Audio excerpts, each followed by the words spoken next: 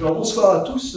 Nous sommes ici réunis à la galerie Broclan de Bourges, 17 rue du Commerce.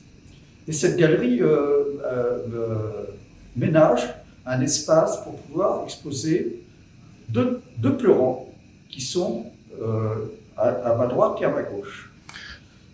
Ces pleurants-là sont très connus dans le monde entier, et particulièrement à Bourges, à Dijon, mais aussi au Louvre, à New York et à Saint-Pétersbourg. Donc c'est une référence artistique. Ça, c'est par des reventes ou des expositions, mais les pleurants sont issus surtout des gisants des ducs de France. Donc, alors oui, à l'origine, ces petits pleurants-là, qui sont des statues en albâtre, qui font environ 50 à 60 cm de haut, entourent la sépulture de Jean de Méry dans la crypte de la cathédrale de Bourges.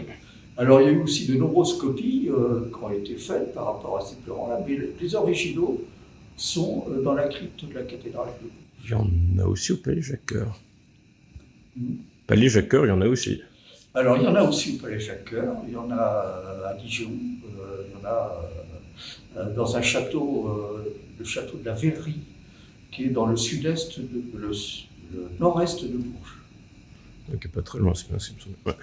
Et d'où t'es venue cette inspiration, et tu as peint combien de pleurants à ce jour? Alors l'inspiration, c'est difficile à définir, mais oui, ces pleurants-là, puisque je suis venu à Bourges, j'ai découvert le patrimoine culturel de Bourges, et en découvrant ce patrimoine culturel, j'ai été très touché par ces pleurants, du fait même qu'on en parle sur le plan international.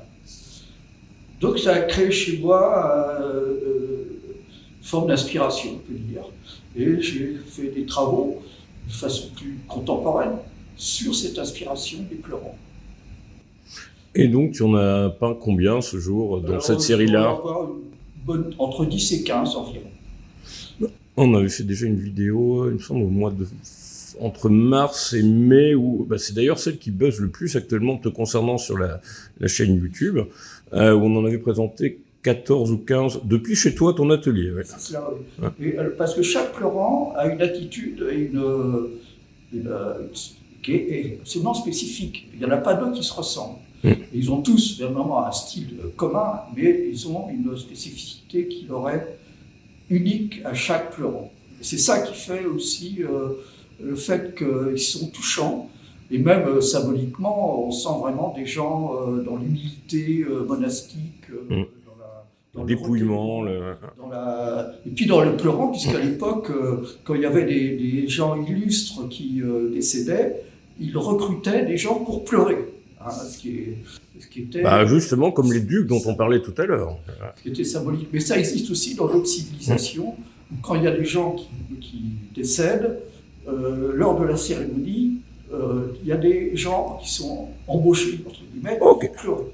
Et d'après la quinzaine de pleurons que j'ai vus, que tu as créés, que tu as peints, il y en a certains où tu as même utilisé de la matière, où il y a un petit peu plus de relief que ceux-ci-là.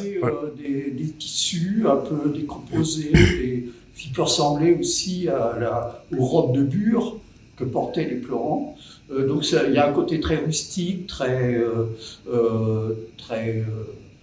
austère, dans l'attitude et dans le recueillement religieux. Parce qu'à la base, c'est typiquement dans la tradition chrétienne de la foi, du recueillement, des principes religieux.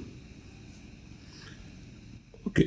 Et quels sont tes projets actuels? As-tu des idées inspiratrices actuellement au niveau de création?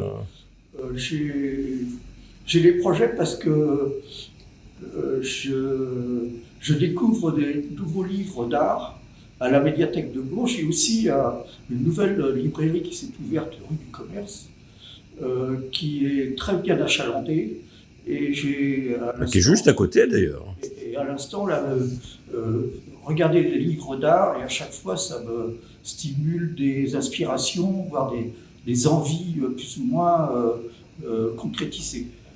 Ok. Ici, tu exposes jusqu'à quand? Toujours pas de date précise? Il n'y a pas de date limite. Sauf que je renouvellerai régulièrement de nouvelles œuvres pour pouvoir susciter de nouvelles curiosités. Ok. Bah, c'est ce que fait aussi Rémi Tubin, d'ailleurs. Qu'on aura dans le live du 22 décembre, d'ailleurs. C'est le dernier de l'année.